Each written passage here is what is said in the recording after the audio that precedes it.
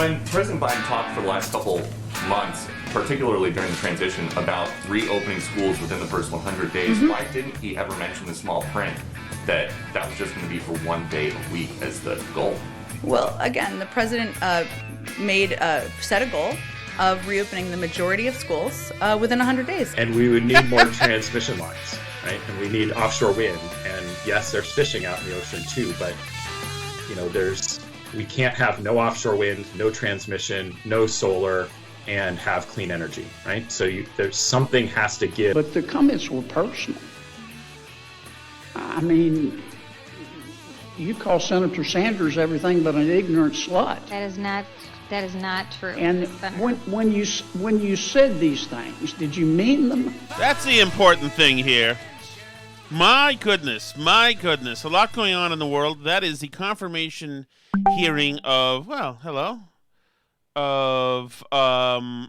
is somebody who just messaged me who was watching the impeachment hearings. We'll have more on that. He's a big progressive. He's very much enjoying watching the Trump. There's so much going on.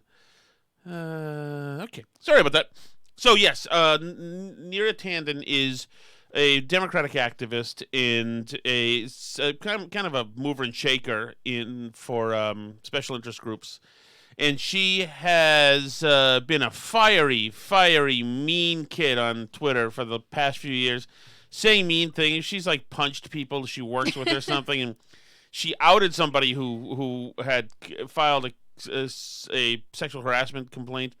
She's just very nasty and just a total jerk, and I love her, obviously, because I am attracted to that. And you don't have that, Alice.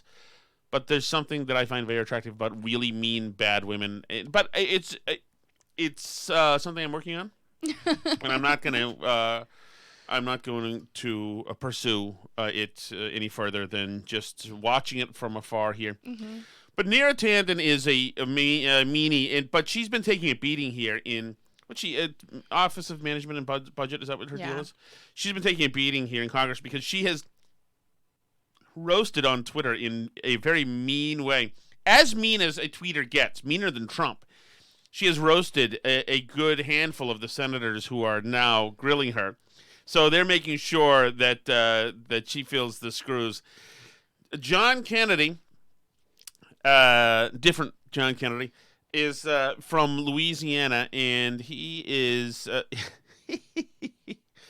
he begins. Okay, let me tell you before, as I keep taking exits here, we're going to go through some of the news items of the day, and then we're going to get to an email that we got that is a profoundly just impactful email. It was stunning, and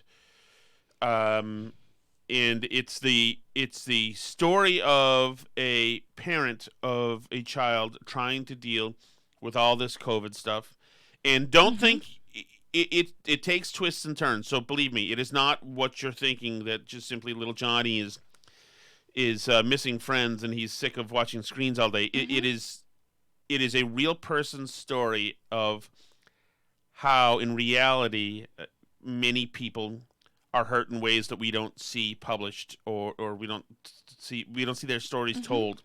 And it just stopped Alice and I in our tracks today when we saw it.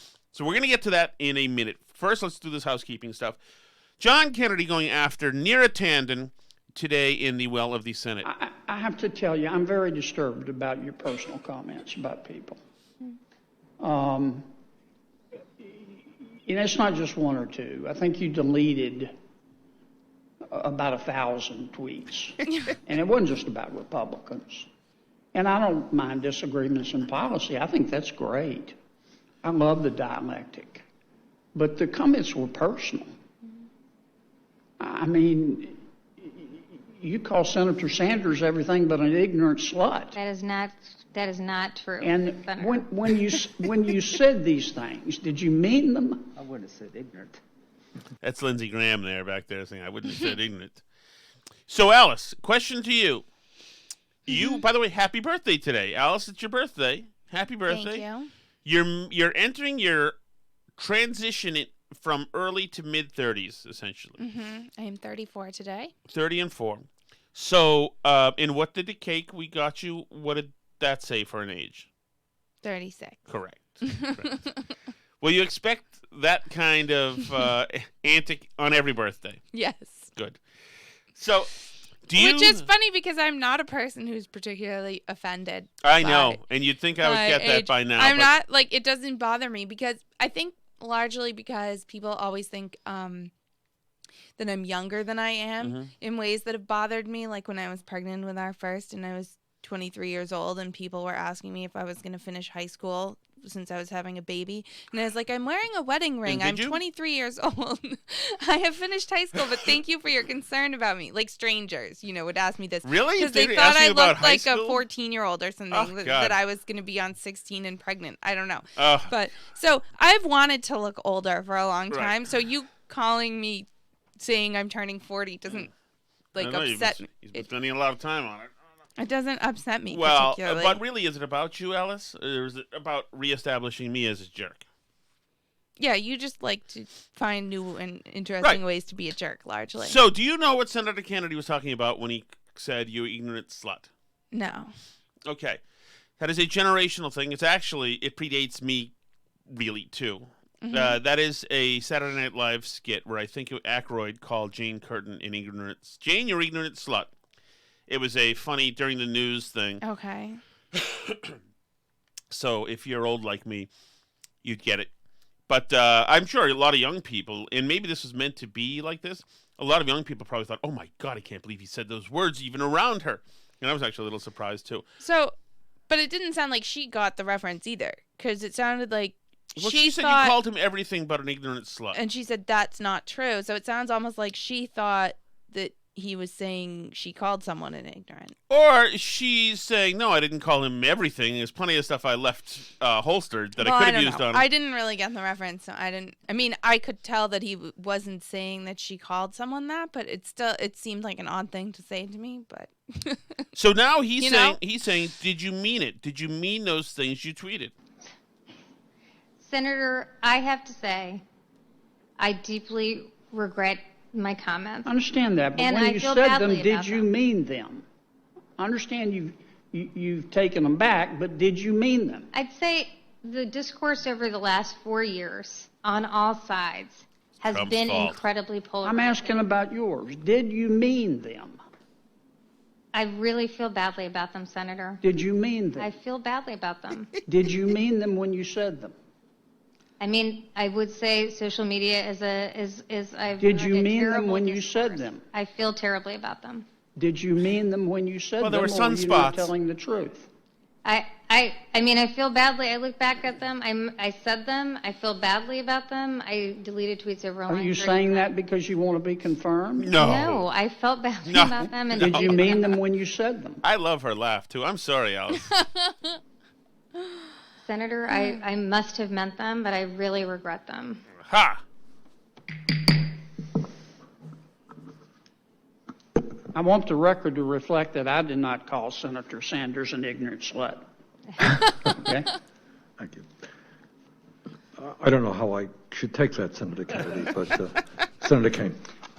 Thank you, Mr. So one of the more exciting hearing rooms to be in today, and really this is just a standard political beating that she's taking. She's going to be confirmed because we coughed up Georgia. Doesn't matter. She was absolutely not going to be confirmed, a Right. month ago, but she's going to be confirmed now, and that is life. But Kennedy was not done. You were a very aggressive fundraiser for your think tank.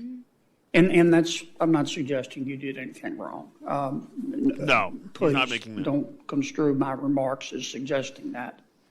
Don't construe my absolute assault on you today as anything that's cynical. Don't construe it as an assault, please. This is just we're having a reportage. But No, it's not reportage. Reportage when you have a I know what you mean, but it's not coming to me. Renoir. When you we're having a. It's okay. Go on. It'll come to me. No, we have to get this. We're having this is repage. What's the thing when you're talking to somebody? It's in French. I know you that you know too. I know it too, but I can't think of it until we're talking about something else. I'm not going to think of it. Dang it, I don't man. think of things that way. I can't do it. It has to be. I have to move on, and then it'll pop into my head later. Okay, we'll say we're having a dialogue, just for the sake of moving on past. Or as the senator said, a dialectic. Yes. He enjoys the dialectic. Yes. I liked that. There will be a perception. I'm not saying it's reality, but as we know in government and politics, perception matters. But there will be a perception. No, I'm not saying it'll be my perception. Yeah, we get it, Kennedy. We get it. Just, deliver the punch, okay? We understand. That if you took Wall Street, given the money you raised from them, if you took Wall Street, turned them upside down and shook them, you'd fall out of their pockets. How are you going to deal with that? I mean, when Wall Street... now he's trying to scramble for some question, because really it was all about just saying that. Yeah, he worked a long time on that line and forgot to come up with something to ask her, actually. It was all about the burn during their repartee. Is that what it is? Maybe. Okay. Repertoire. No, that's different. Damn it! Comes calling, and you're at OMB. Senator, at the Center for American Progress, we proposed. We did all sorts of mean stuff to Wall Street, is what she's saying. She thinks repartee is right. Repartee, okay.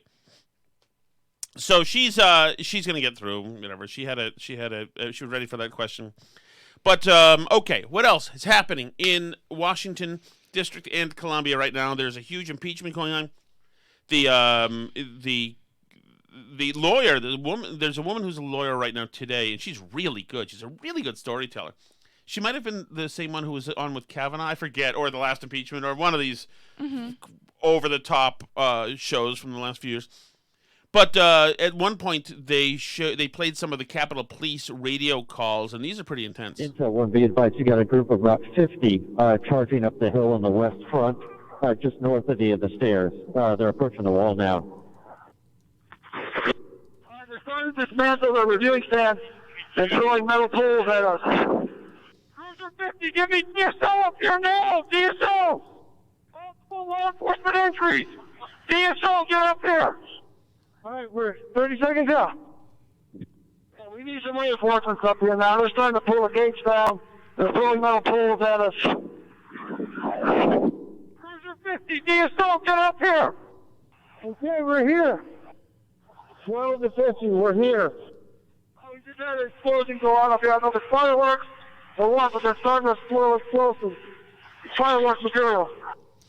Pretty intense stuff. Also, in Nancy Pelosi's office, Pelosi had left at the time, but she had staffers in the office who had barricaded doors and hidden under one of the conference tables as the invaders, as the rioters were trying to get into her office. You can hear them huddled under the table, whispering about what's going on, and you can hear the pounding on the doors of the attackers. Texting Mike that they're within our hallway. We need Capitol Police, I think, coming to the hallway. They're pounding on doors trying to find her. Yeah. Ooh, tough stuff. Yeah, definitely there was some intense stuff, and there were some new angles and footage, I think, that we saw today that we hadn't seen previously. And you cannot minimize the seriousness of the attack. And it was... I'll never know how they all got in, how there wasn't more security around there. But there were some bad hooligans there, and we are lucky. I mean, if they got their hands on Pelosi, who knows? In AOC, who knows what they have done? Thank goodness they didn't. I still don't think Donald Trump is culpable for the attack. He's certainly culpable for them being around and for them going to Congress. But that was not a good day, and we all saw it together. When I was actually lost in the woods near my house when I found out that they were trying to get in, and I was on the phone, and the guy said, "You got to get to a TV and watch this stuff. This is seriously, they're trying to break in." I said, "They're trying to actually break in?" And he said, "Yeah, they're at the doors. They're about to get in." I thought, there's no possible way. And or else I wouldn't have been wasting my time lost in the woods at the moment, but I was. I got out, as you can tell.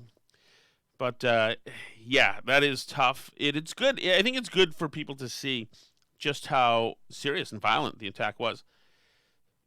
unfortunately, it's going to be distorted, and in the real substance, the seriousness of it will be diluted because we're dealing with politicians, and on the Republicans and the Democrats will be as craven as they can get away with, and that is nothing new. But that is it. But you know what? It's been a great day too.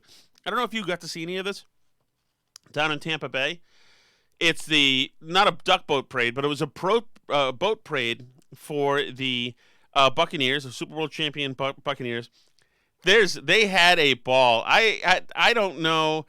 It seems to me Tampa Bay is open for business, and there is some excellent video of Tom Brady, legless Tom Brady, being essentially carried off one of the boats at one point. At another point, there's some great video of Brady throwing the Super Bowl trophy from one boat over the water to another boat. I thought it was fantastic, and I'm all for it. They had a great day. They were all pretty much lit there. They had a really good time. The coach, Bruce Arians, I like this head coach. He also, of course, was out there. All of these guys reinforced the reputation that Florida has, and I celebrated today. I'm glad somebody was having fun somewhere. The coach of the Tampa Bay Buccaneers, Bruce Arians, gave a little bit of a speech, which was unfortunately not safe for work. The best coaching staff in the NFL, and we damn sure got the best players in the NFL. All right? And anybody that says running back, bullshit. All right? That's Kansas City's bullshit. We're going for 2. By the way, I bleeped that out after the fact. Tampa Bay TV carried it live, rolled the dice, and they lost. All right, we're going for 2, and we ain't stopping. All right? We're going to keep this band together, and they know how to win. All right? I can't thank the players, the families enough for all the support during this crazy-ass year that we had to put up with. All right? You beat COVID, and you beat every damn team we lined up against. So now the producers can see that somebody's sneaking behind him with an ice bucket. You're going to hear the producers whisper. All right? They're going to curse. And you did it the right way. Ooh, again? The ice went over him. Vita, I'm going to kick your ass. Where you? That was it. Bruce Arians having a good time in good. We need more people having a good time. I will take it any day of the week. I was thrilled for the Buccaneers and Brady and those guys. It was a positive story. It was an upset victory. Didn't see it happening. A lot of people didn't see it coming. Back to Washington, D.C., Peter Doocy, who has been doing a great job. He's asking aggressive questions. There's no doubt about that. But he's asking legit questions. These aren't about Peter Doocy. These are legit questions. Of course, the guardians of the Biden administration considers them very hostile questions, but it's good that they're asked because this stuff means a lot to people. And as you're going to see when we read our letter in a moment, the idea that schools not being open is having real severe effects on people. On schools, when President Biden talked for the last couple months, particularly during the transition, about reopening schools within the first 100 days, why didn't he ever mention the small print that was just going to be for 1 day a week as the goal? Well, again, the president set a goal of reopening the majority of schools within 100 days. And when you asked what that meant, I answered the question. So that is not the ceiling. That is the... No. When you asked, I answered the question. Well, it's going to be 100 days. Well, but you said schools open, not, 1 day a week. Schools open, and not for, mostly not in person, schools open. So, no, this is not true. Daniel Terrell, where are you, Daniel? Anything about schools opening? No, that is not accurate. That is the bar we're trying to leap over and exceed. And yeah. But they are not leaping over and exceeding the bar of truth. Which is something we knew would happen. This is an administration of politicians, and she is a press secretary. The only reason I'm calling them out on these lies, as the progressive media would call them, is because we were told that mistruths and lying or giving out, disseminating false information was the calling card of Trump solely and uniquely to the Trump administration. But it is not. Alas, it is not. So that is simply not having it. By the way, you see it in the news? Springsteen got busted for a DUI, and he was arrested back in November in New Jersey. Bruce Springsteen. What kind of cop gives Bruce Springsteen a DUI in New Jersey? That's got to be somebody like under 30. Because I got to think, that guy is royalty in New Jersey. I mean, well, here's the other thing, too. He then films a commercial for Jeep, which played in the Super Bowl. We're only finding out about the DUI now, which is interesting. Who knows what happened there? But I would think that, I mean, would David Ortiz get a DUI in Massachusetts? Maybe he would now. Well, there's one of the things you wanted, body cams. Boss can't get away now. I think he had a body cam. I'm not even sure. But I don't know. Interesting article today to read as well. Let me just find this thing for you. Something that I sent to Alice. That was just one of these things that's ridiculous. And to Toast. Alice, where are you? There it goes. Oh, I forgot this. So, I want to talk about the oh, here we go. The NIH news. NIH calls for greater inclusion of pregnant and lactating people in COVID-19 vaccine research. Alice, what is a lactating person also known as? A nursing mother? Ooh, no. Oh. Long-standing obstacles to include pregnant and lactating people in clinical research have led to this population now deciding whether or not to receive a SARS-CoV vaccine without the benefit of scientific evidence. Yada, yada, yada. Oh. So there you go. There's I forgot chest feeders in my right. In my analysis there when I said nursing mother. So forgive me that casual bigotry, and I guess we'll include the pregnant people and the lactating people and maybe people who menstruate or something. Right. Certainly not women, because that is that does not nearly tell the whole story. Mm-hmm. So we played the audio when you intervened on behalf of your 2-year-old. Mm-hmm.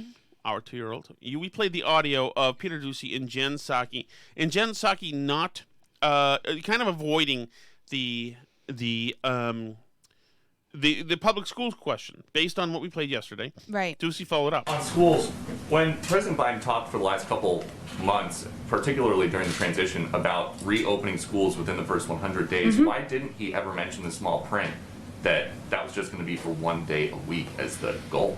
Well, again, the president set a goal of reopening the majority of schools within 100 days. And when you asked what that meant, I answered the question. So that is not the ceiling. That is the bar we're trying to leap over and exceed. And so the reason I play that again, and Alice, I'm not even sure if you heard that before, is in a minute. First, we're going to get to the New York Times story that we've been promising that we get to for a couple of days.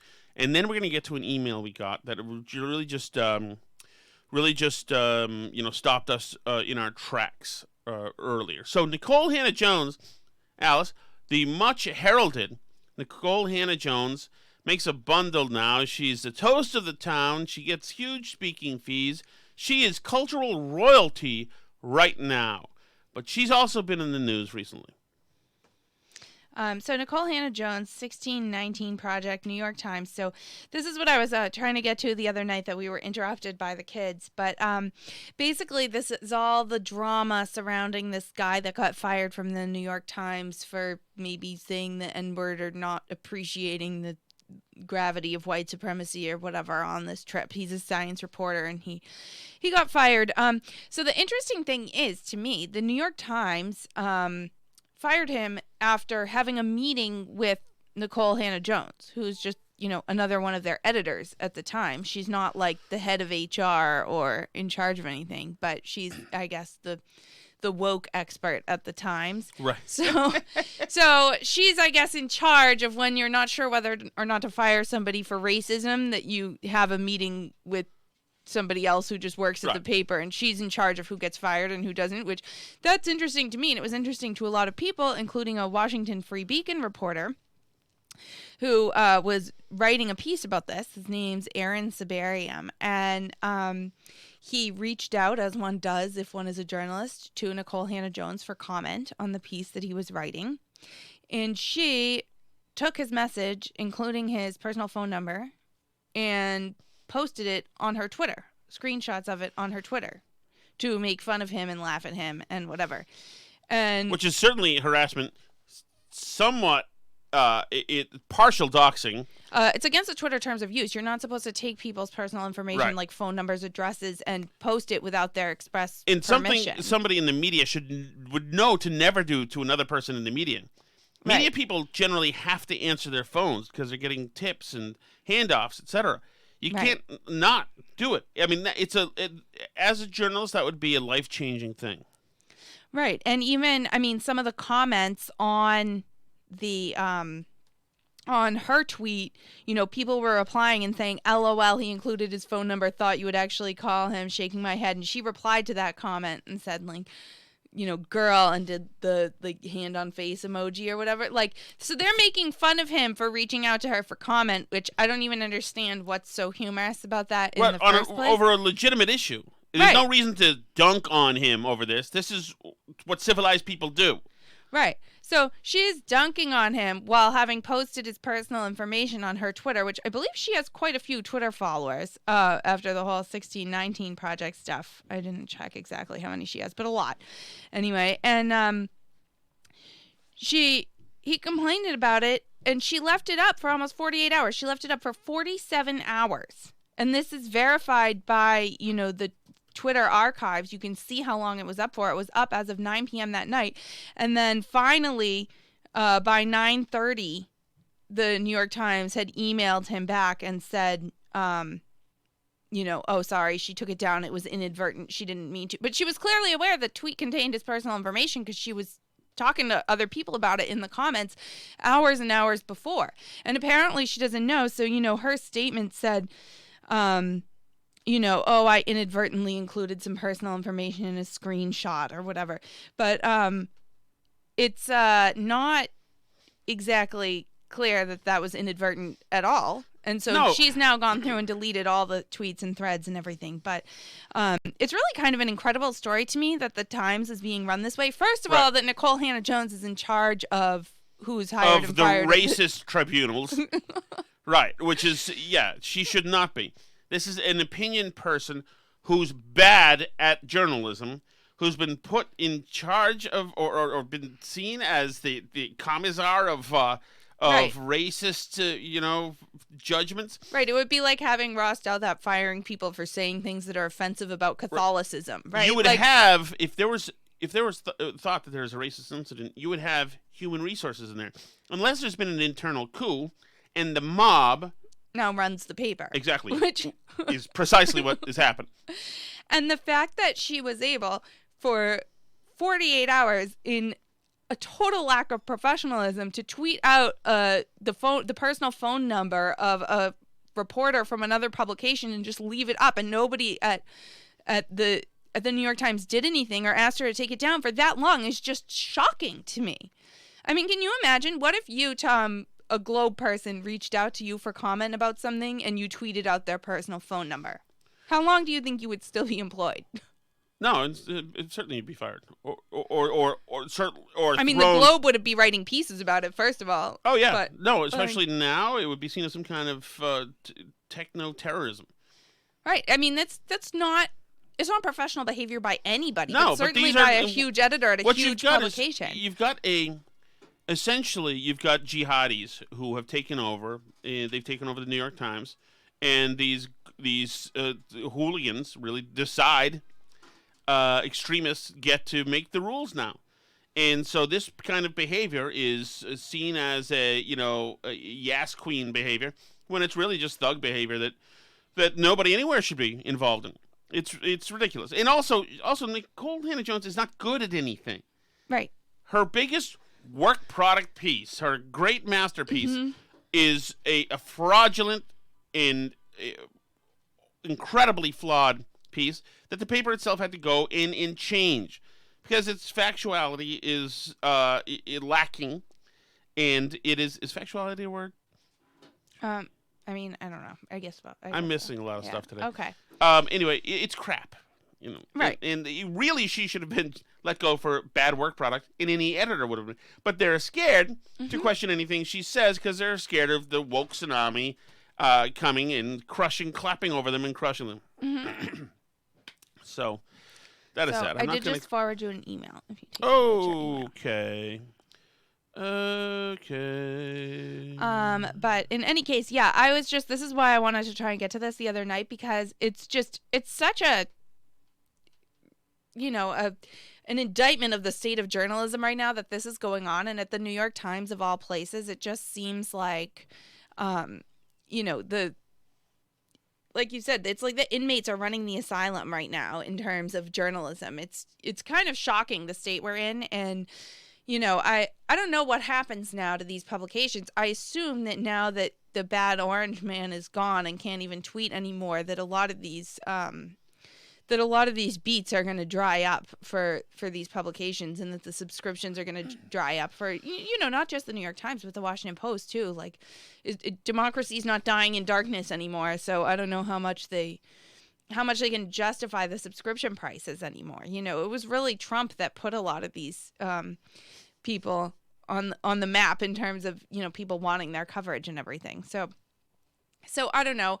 The Times appears to be in a shambles. I don't know that there is a manager on duty right now at the New York Times, but no. And by the way, a little bit of an update.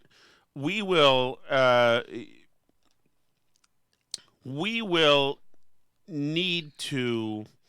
We can't read that exact email. We've just found out moments ago, because the exact email would expose the person who wrote it. Right. But so, let me just tell you that, or you can just yeah, tell I want to say a couple things in general terms, because this was a really thoughtful email that we received from somebody who's going through a lot during the pandemic, and in particular raised some issues that, I hadn't not necessarily thought about, because it's not our personal situation. It's not something that you really see in the news talked about a lot, which is that, this particular person was pretty okay with the way the schools had been going, but has a more complex family situation, with kids going back and forth between two different households and having issues with that, and having to rework custody agreements and all this stuff. And it, you and I aren't thinking about it in our lives, Tom, because we don't have that particular situation. But it really made me think about how every pronouncement by Fauci, masks, no masks, this is how long you should quarantine for after being here, this is,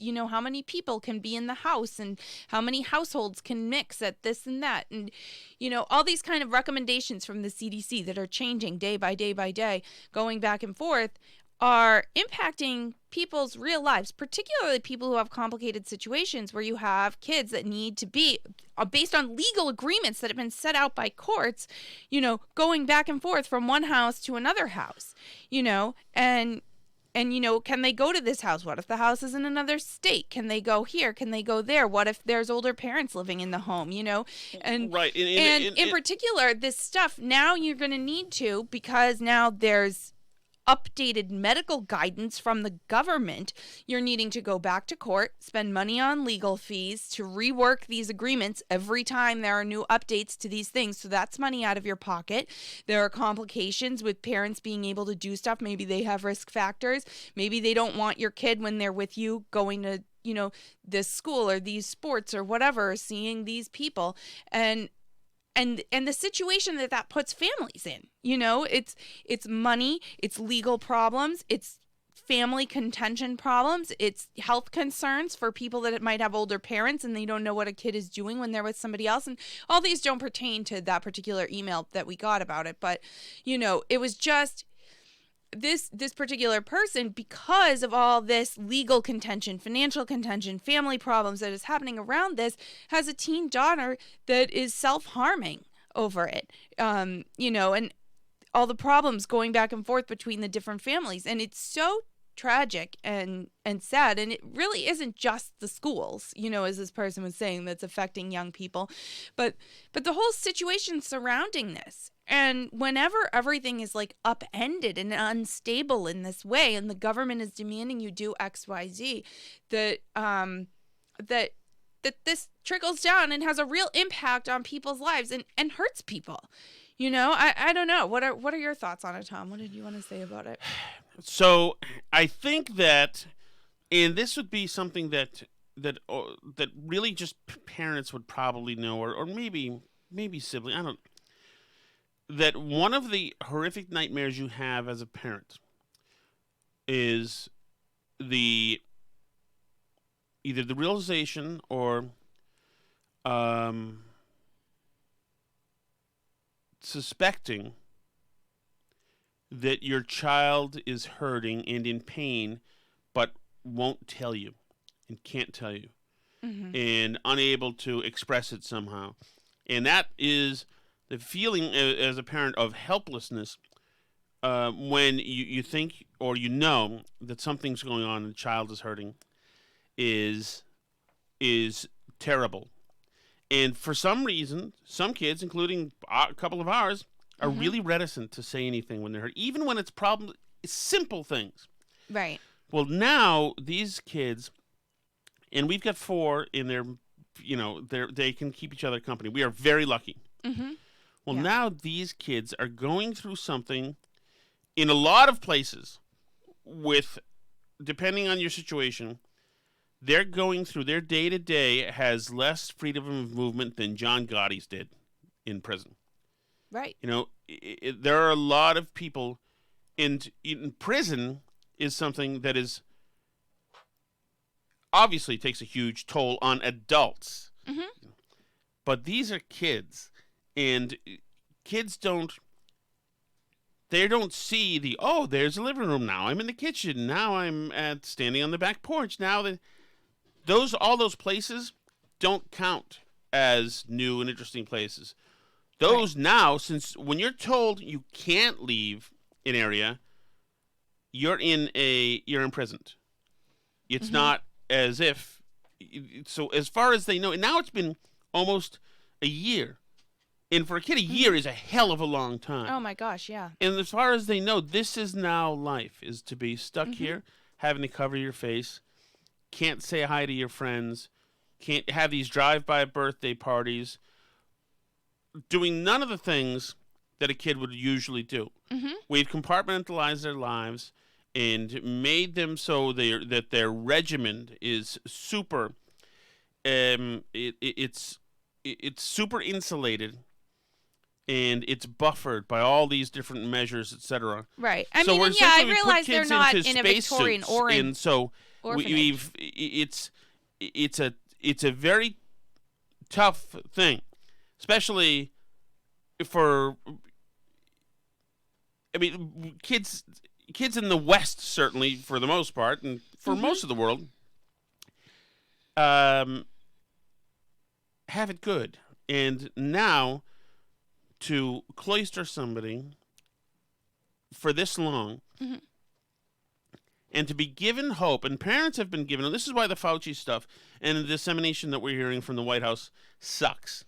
Right. Because you're given hope, and parents immediately disseminate this hope to their kids. So remember 15 days to bend the curb? 2 weeks. And at that point, the kids were excited to be off of school for 2 and then it could be a month, could be this, could be that, and then again, and then being told that, I'm sorry about that. The reason why all of this has happened and all of this tumult and the reason why you're stuck not being able to play with your best friend or even see your best friend who's going to look a little different now when you hang out together. She or he might be, this 4-year-old might be a 5-year-old now and is taller and different, has new interests and different interests. Personality might have changed. It's like everybody, a lot of these kids are being in the movie Castaway. And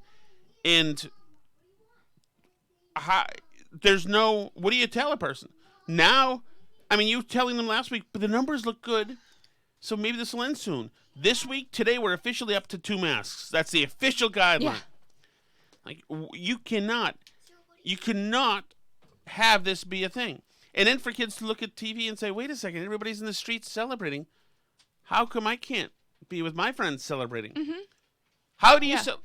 Well, yeah, and it's all so much more complicated and magnified if, you know, you're in a situation co-parenting with somebody who might not share your same priorities or values about what to do about that situation. I mean, like, one of the ways in which we're lucky is you and I are on the same page, and we've found ways for our children to, like, be able to socialize and be a little bit, like, protected from some of the crazy impacts of this. But what if you have a co-parent who demands as part of your custody agreement that your kid can't see friends while they're at your house because it would put their elderly parents at risk or something?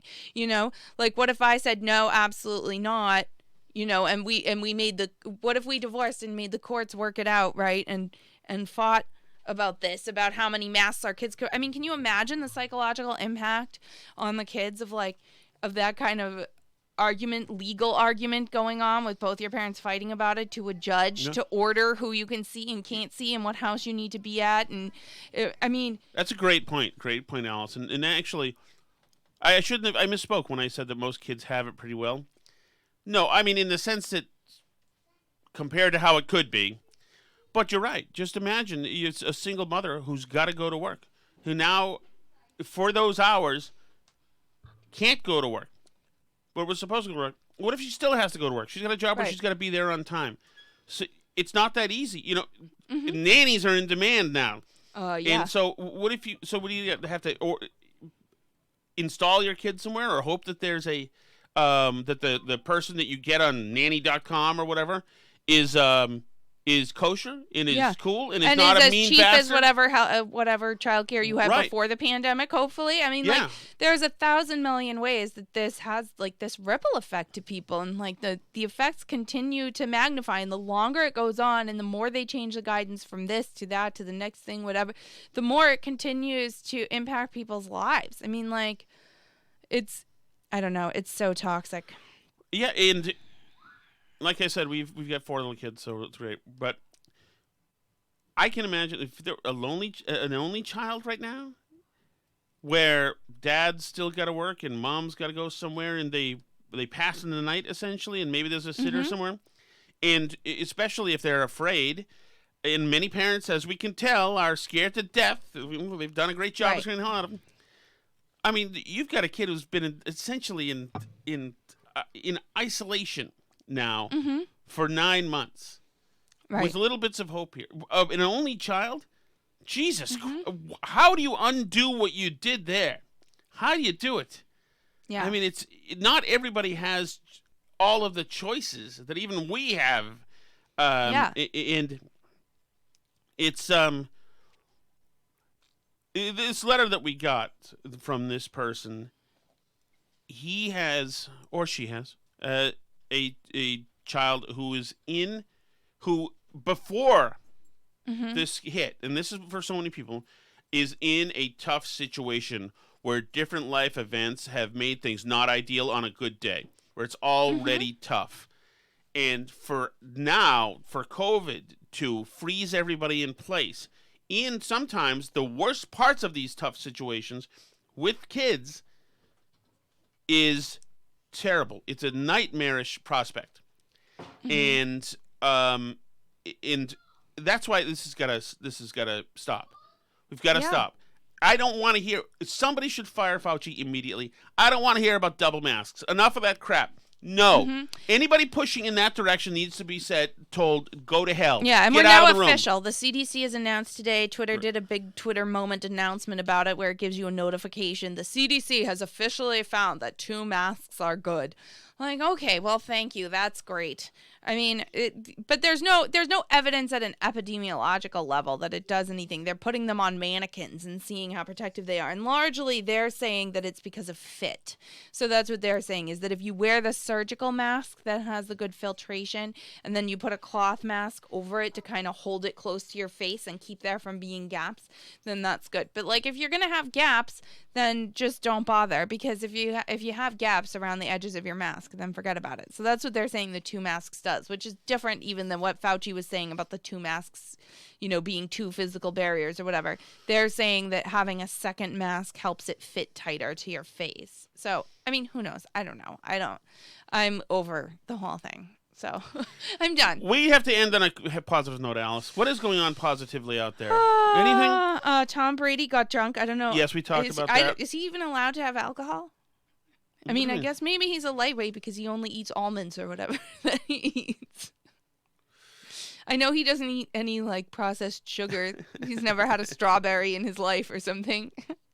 Remember that article about him? Yes, absolutely. Maybe that's why the alcohol hits him hard. Larry Flynt of Hustler has died. He was 78 years old. A very prominent Democrat and fundraiser. If you don't remember, during impeachment, as a matter of fact, of Bill Clinton, Larry Flynt was out trying to out Republicans and putting bounties on Republicans if you could find anything on them. So goodbye, Larry. And what else do we have, Alice? Let's see. We have begun a Shattuck workout every morning. That's true. That is fantastic. Although I looked fatter than ever on Callahan's show today, which I actually, this is my low point, because I actually was saying to Dave, the more I move this camera back, it doesn't care. He's got this program when I'm on with Jerry Callahan, the Jerry Callahan podcast. You should listen to it. That even if I move this camera back, my thing sucks back in. It sucks back in on you. Right. So Moon face is immediately back there, but Jerry's face isn't sucked back in. And Dave's isn't sucked back in. But that is really when I need a beating, when I'm blaming cameras for a situation. But we're fixing that. So we are now and I suggest, if you haven't tried this, you guys, check this out. We are doing this thing. What are we doing, Alice? There's a skinny, good-looking woman who makes me sweat and cry. Right. So I looked around on YouTube for fun workouts to do. So, I found the Sydney Cummings YouTube channel, and she's great. She has about thousands of workouts on there. I don't even know how many, but there's all kinds of ones. So I just pick one that's low impact, no equipment required, and a 30-minute one. But she has ones that are an hour, up to an hour. She has 20-minute ones, hour ones. She comes out with new ones every day at 5 a.m. I don't know how she makes so many. But anyway, she's awesome. The workouts are, they're hard enough to make you hurt, but not so hard that we can't do them. So if it required pull-ups, then we wouldn't get a workout because there wouldn't be any pull-ups happening. But they're good. The kids can kind of follow along and kind of do the moves. It's great. So we've been doing that. And yes, I'm really sore. What about you, Tom? Don't throw it to me, Alice. But I have Keep talking. Okay, well, but lots of lunges and squats and bicycles and things like that, good body weight things. So she has ones that require equipment, but I was looking for no equipment ones because it's just easy, and where there's 6 of us, I don't want to be trying to distribute weights to the kids. But it's a lot of fun, and a couple of kids just bang out of it early because they don't want to do it. I don't blame them. It's all pain. Why would they want to? They live in a world of cupcakes, etc. So that's our new friend Sydney on YouTube, and yeah, we should get her on here to talk about it. So we're doing that. And actually, I got to tell you, as a fat guy, I used to do fat camp in my old town. And then I got into, because I had gotten into good enough shape where I was kind of strong where I needed to be. I could jog and do sprints. And what are those when you walk and then run? Intervals. And those were really good. I was losing weight with those. And there's nothing like getting sustained cardiovascular and strength workouts for 45 minutes, whatever. It resets you for the day. Like they say, it lights a fire that lasts all day. There's something to that. And I haven't had that for a few years. And while I was able to do it, my happiness level was just through the roof. It just whatever endorphin, whatever it was, just made me happy constantly. And since we moved, it's been very unstable for us for the last couple of years. Not only have we had lead remediation for about 7 months, which means last year there was construction crews in and out. It was stressful as hell, and we had to leave the house sometimes. My work moved so that sometimes my commute was over 2 hours each way, and it was just hellacious. And so we've had no time to do anything but get fat. Right. We really. basically moved into and out of this house twice in the last 2 years. Yes. And So- it's been nuts. And Right. So we needed this, and so we're doing it as a family. It's not pretty to watch. I mean, you do a good job, Alice. But I can't get out on a wood floor on my knees with ease very much without Yeah, risk. we need to get you a good thick mat. Yes. Nice thick mat. Something that's filled with stuff from Giza, I hope.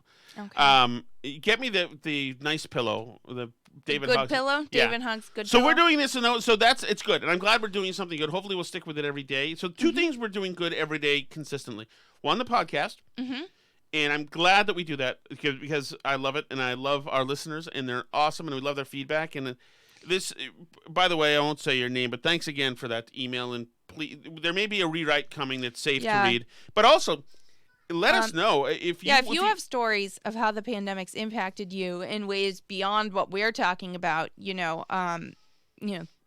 the way these policies really have an impact on your real world life, please let us know and, put them in a format where it's okay. It won't get you in any trouble for us to read them or talk about them. And yeah, because we'd love to keep sharing. And I think that a lot of times the eggheads, as Tom calls them, who are in charge of these policies, who think up these things to keep everyone so safe, they don't spend any time thinking how is this going to affect somebody's real life? How is this going to affect somebody's teenage daughter? How is this going to impact them? They don't care.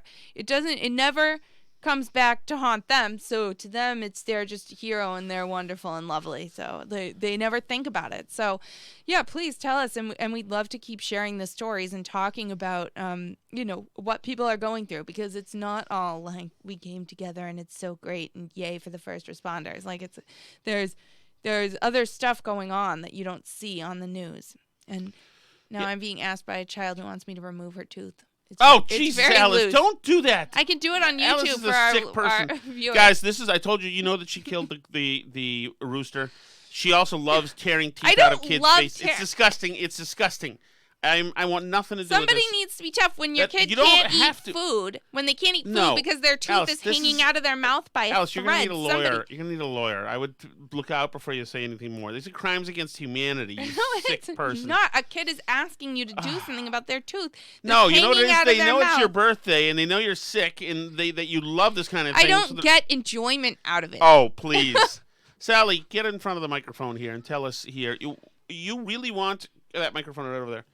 You really want your mother to rip your tooth out? Last time she didn't, I lost it in the snow. Well, losing it in the snow is not the point. The point is, isn't it weird having another human being rip your tooth out? A little bit.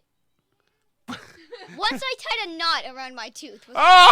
Okay, enough of this. But maybe it's the Shattuck women here who are just sadistic. I apologize to everybody. It is Alice's birthday, though, Sally, 36 years old. Right? I just said on the candles. That's exactly right. Good girl, Sally. All right, everybody. Send those emails to us. I appreciate it, Anson. Hold on. Send those emails to us. I know we sputtered out of control here about 27 minutes in, but sometimes in life you sputter out of control. Anyway, we appreciate it. We'll be back in control tomorrow, and there'll be plenty more to talk about. Thank you for hanging out.